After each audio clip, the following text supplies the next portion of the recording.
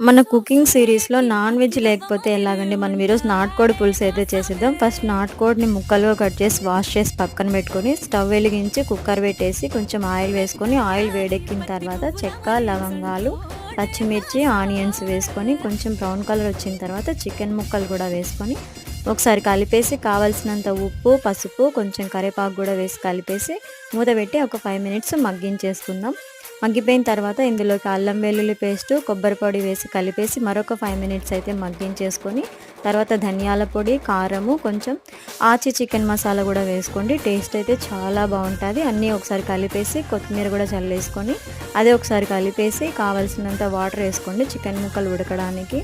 తర్వాత ఉప్పు అడ్జస్ట్ చేసుకొని కుక్కర్ విజిల్ మూత పెట్టేసి మీడియం ఫ్లేమ్ మీద 5 విజిల్స్ రానిచ్చేసుకుంటే మన నాటుకోడి పులుసు అయితే రెడీ అయిపోతుంది. దేంట్లోకైనా కాంబినేషన్ అద్దరిపోతుంది. మీకు కానీ ఈ వీడియో నచ్చితే please do like, share and subscribe to my channel.